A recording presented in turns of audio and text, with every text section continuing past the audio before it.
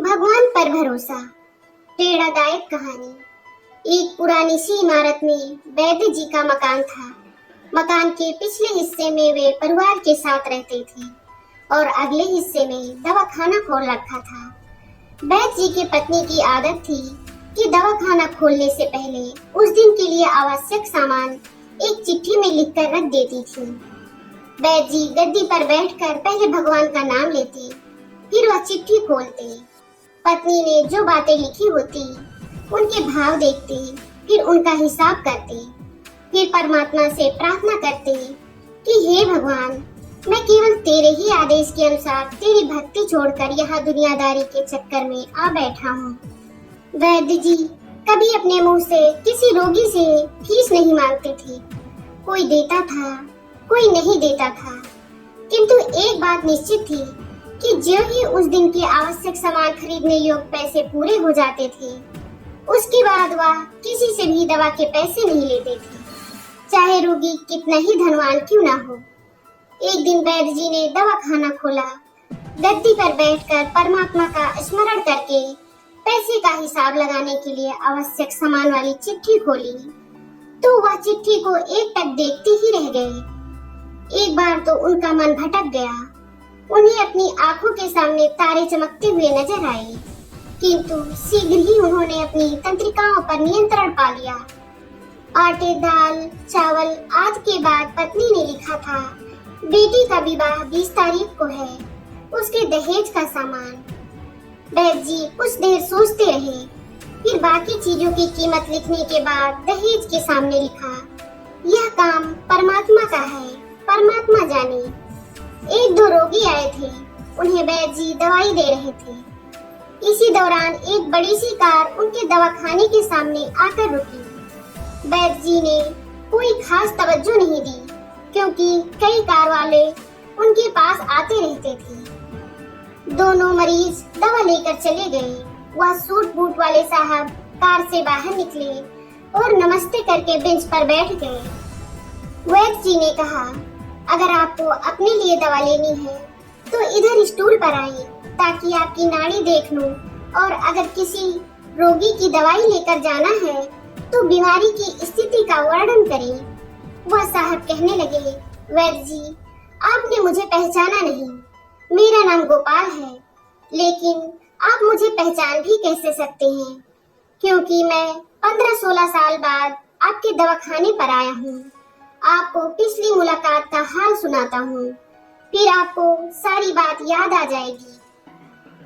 जब मैं पहली बार यहाँ आया था तो मैं खुद नहीं आया था, अपितु ईश्वर मुझे आपके पास लेकर आया था, क्योंकि ईश्वर ने मुझ पर कृपा की थी और वह मेरा घर आबाद करना चाहता था।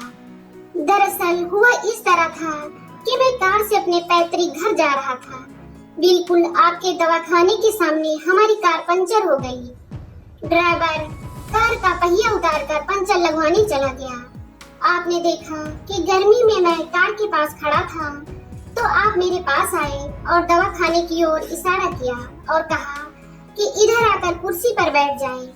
अंधा क्या चाहे दो आंखें, और इस तरह मैं कुर्सी पर आकर बैठ गया। ड्राइवर ने कुछ ज्यादा ही देर लगा दी थी। एक छोटी सी बच्ची भी यहाँ आपकी मेज के पास खड़ी थी और बार बार कह रही थी, चलो ना बाबा, मुझे भूख लगी है। आप उससे कह रहे थे कि बेटी थोड़ा धीरज धरो, चलते हैं। मैं यह सोचकर कि इतनी देर से आपके पास बैठा था और मेरे ही कारण आप खाना खाने भी नहीं जा रहे थे, मैंने सोचा कि मुझे आपसे कोई दवाई खरीद लेनी चाहिए, ताकि आप मेरे बैठने का भार महसूस न करें। मैंने कहा, वैद्य जी, मैं पिछले 5-6 साल से इंग्लैंड में रहकर कारोबार कर रहा हूँ। इंग्लैंड जाने से पहले मेरी शादी हो गई थी, लेकिन अब तक बच्चे के सुख से वंचित हूँ। यहाँ भी इलाज कराया और वहाँ इंग्लैंड में भी, लेकिन किस्मत ने निराशा के सिवा कुछ नहीं दिया। आपने कहा था, मेरे भाई, भगवान से निराश ना हो, उस पर भरोसा रखो। याद रखो कि उसके कोष में किसी चीज की कोई कमी नहीं है। आस औलाद, धन, इज्जत, सुख दुख, जीवन मृत्यु सब कुछ उसी के हाथ में है। यह किसी वैद्य या डॉक्टर के हाथ में नहीं होता और न ही किसी दवा में होता है। जो कुछ भी होना होता है वह सब भगवान के आदेश से होता है। औलाद देनी है तो उसी ने देनी है। मुझे याद है आप बातें करते जा रहे थे और साथ साथ पुड़िया भी बनाते जा रहे थे। सभी दवा आपने 2 भागों में विभाजित कर 2 अलग अलग लिफाफों में डाली थी और फिर मुझसे पूछकर आपने एक लिफाफे पर मेरा और दूसरे लिफाफे पर मेरी पत्नी का नाम लिखकर दवा उपयोग करने का तरीका बताया था। मैंने तब बेदिली से वह दवाई ले ली थी क्योंकि मैं सिर्फ कुछ पैसे आपको देना चाहता था। लेकिन जब दवा लेने के बाद मैंने पैसे पूछे तो आपने कहा था बस ठीक है। मैंने जोर डाला तो आपने कहा कि आज का खाता बंद हो गया है। मैंने कहा मुझे आपकी बात समझ नहीं आई। इसी दौरान वहाँ एक और आदमी आया। उसने हमारी चर्चा सुनकर मुझे बताया कि खाता बंद होने का मतलब यह है कि आज के घरेलू खर्च के लिए जितनी राशि वैद्य जी ने भगवान से मांगी थी वह ईश्वर ने उन्हें दे दी है। अधिक पैसे वो नहीं ले सकते। मैं कुछ हैरान हुआ और कुछ दिल में लज्जित भी कि मेरे विचार कितने निम्न थे और यह सरल चित्त वैद्य कितना महान है। मैंने घर जाकर पत्नी को औषधि दिखाई और सारी बात बताई तो उसके मुंह से निकला वो इंसान नहीं कोई देवता है और उसकी दी हुई दवा ही हमारे मन की मुराद पूरी करने का कारण बनेगी। आज मेरे घर में 2 फूल जैसे बच्चे हैं। हम दोनों पति पत्नी हर समय आपके लिए प्रार्थना करते रहते हैं। इतने सालों तक कारोबार ने फुर्सत ही ना दी कि स्वयं आकर आपसे धन्यवाद के 2 शब्द ही कह जाता। इतने वर्षों बाद आज भारत आया हूँ और कार केवल यही रोकी है। वैद्य जी हमारा सारा परिवार इंग्लैंड में सेटल हो चुका है। केवल मेरी एक विधवा बहन अपनी बेटी के साथ भारत में रहती है। हमारी भांजी की शादी इस महीने की 21 तारीख को होनी है। न जाने क्यों जब मैं अपनी भांजी के भात के लिए कोई सामान खरीदता था तो मेरी आंखों के सामने आपकी वह छोटी सी बेटी भी आ जाती थी और हर सामान में दोहरा खरीद लेता था। मैं आपके विचारों को जानता था कि संभवतः आप वह सामान न लें, किंतु मुझे लगता था कि मेरी अपनी सगी भांजी के साथ जो चेहरा मुझे बार बार दिख रहा है वह भी मेरी भांजी ही है। मुझे लगता था कि ईश्वर ने इस भांजी के विवाह में भी मुझे भाग भरने की जिम्मेदारी दी है। वैद्य जी की आंखें आश्चर्य से खुली की खुली रह गईं और बहुत ही धीमी आवाज में बोले, गोपाल जी आप जो कुछ कह रहे हैं मुझे समझ नहीं आ रहा कि ईश्वर की यह क्या माया है। आप मेरी श्रीमती के हाथ की लिखी हुई यह चिट्ठी देखिए। और वैद्य जी ने चिट्ठी खोलकर गोपाल जी को पकड़ा दी। वहां उपस्थित सभी यह देखकर हैरान रह गए कि दहेज का सामान के सामने लिखा हुआ था, यह काम परमात्मा का है, परमात्मा जाने।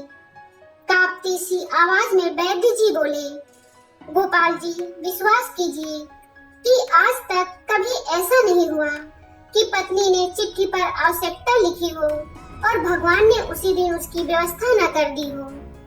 आपकी बातें सुनकर तो लगता है कि भगवान को पता होता है कि किस दिन मेरी श्रीमती क्या लिखने वाली है। अन्यथा आपसे इतने दिन पहले ही सामान खरीदना आरंभ न करवा दिया होता परमात्मा ने। वाह भगवान वाह, तू महान है, तू दयावान है। मैं हैरान हूँ कि वह कैसे अपने रंग दिखाता है। वैद्य जी ने आगे कहा, जब से होश संभाला है एक ही पाठ पढ़ा है कि सुबह परमात्मा का आभार करो, शाम को अच्छा दिन गुजरने का आभार करो, खाते समय उसका आभार करो, सोते समय उसका आभार करो। दोस्तों इस कहानी से हमें यही सीख मिलती है कि ईश्वर पर विश्वास बिल्कुल उस बच्चे की तरह करो जिसको आप हवा में उछालो तो वो हंसता है, डरता नहीं, क्योंकि वह जानता है कि आप उसे गिरने नहीं दोगे। जो कुदरत पर भरोसा करता है वह कुदरत उसे कभी निराश नहीं करती। दोस्तों, अगर भरोसा ऊपर वाले पर है तो जो लिखा है तकदीर में वही पाओगे, मगर भरोसा अगर खुद पर है तो वो वही लिखेगा जो आप चाहोगे। आपकी मदद को वह परमात्मा किसी न किसी रूप में या किसी भी माध्यम से आप तक पहुंच ही जाएगा। दोस्तों, यदि ये कहानी आपको पसंद आई हो तो इसे लाइक, शेयर और हमारे चैनल को सब्सक्राइब जरूर करें।